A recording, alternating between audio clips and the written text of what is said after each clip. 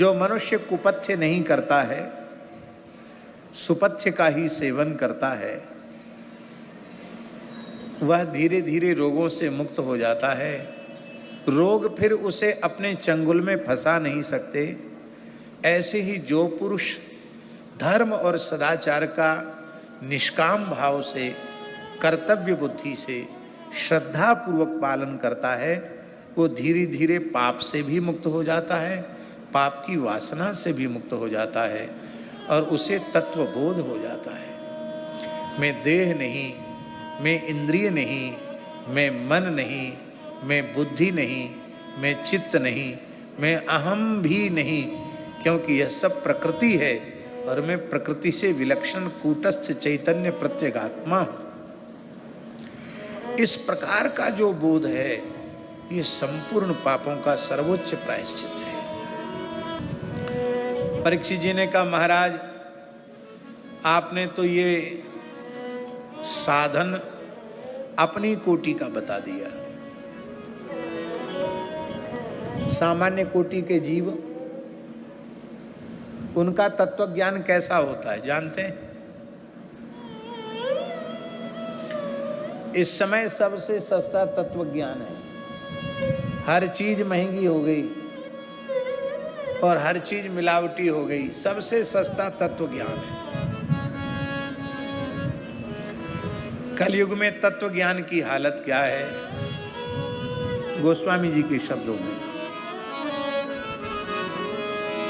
ब्रह्म ज्ञान बिन नारी नर करहि न दूसरी बात, कौड़ी लागे लोभ बस करहि विप्र गुरु घात।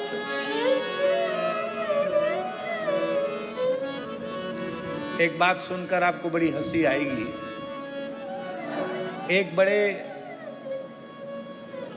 भक्त पुरुष माने जाते थे, गृहस्थ व्यक्ति थे। उनका पुत्र विवाह के योग्य था, बहुत पढ़ा लिखा था, कमजोर भी नहीं थे, खूब सामर्थ्यवान व्यक्ति थे। पर पुत्र का विवाह नहीं हो पा रहा था। वो बहाना यही बनाते थे कि क्या करें, हमारे लिए तो बहुत एक पवित्र वैष्णव परिवार की लड़की चाहिए।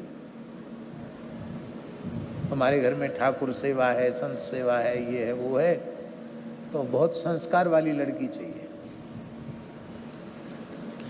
भगवान ने योग बनाया, एक बहुत अच्छे संस्कार संपन्न परिवार की लड़की मिल गई। ये ब्राह्मण परिवार की घटना सुना रहे हैं हम आपको, सच्ची घटना है। अब बस बात इतनी थी कि जिस ब्राह्मण की वो कन्या थी, वो ब्राह्मण बेचारे पूजा पत्री से अपना निर्वाह करने वाले सामान्य बेचारे थे। छोटा मोटा उनका अपना घर, छोटी मोटी ब्राह्मण वृत्ति से गुजारा होता था। ऐसे थे बड़े पवित्र आदमी। उन्होंने कहा कि भाई ये तो कैसे हो।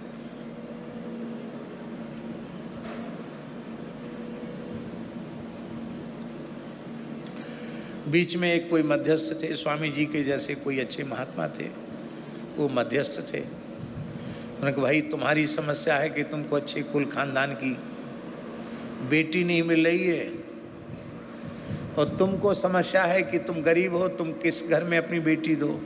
दोनों की समस्या का समाधान है। इनके घर में खूब कोई कमी नहीं है, आपकी बेटी सुखी रहेगी। और उनको कहा कि गरीब घर की कन्या आएगी तो श्रद्धापूर्वक घर में सेवा करेगी।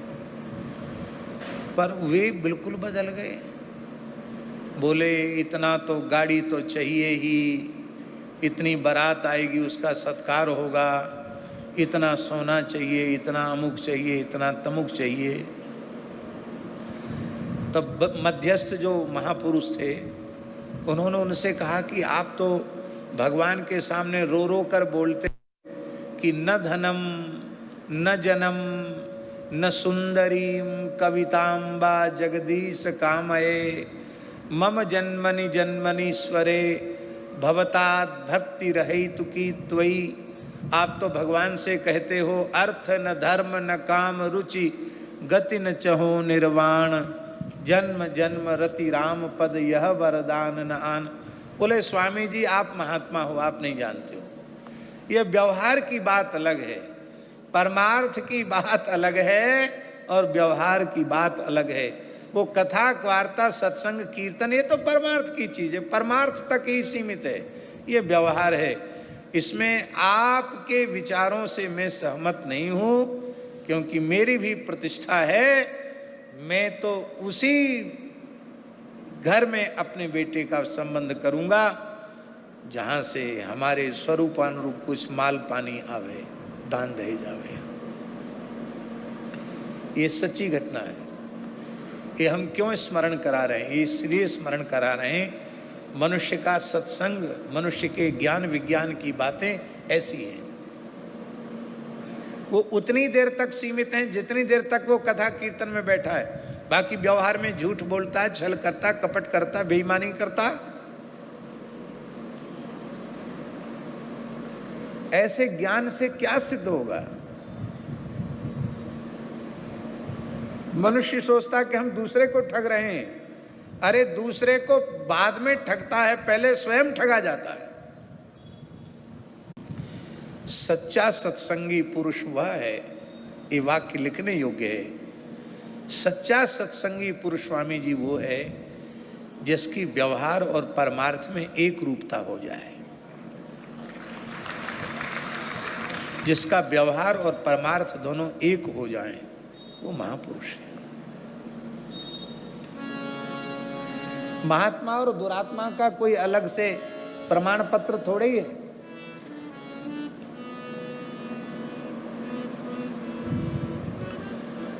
मनस्येकं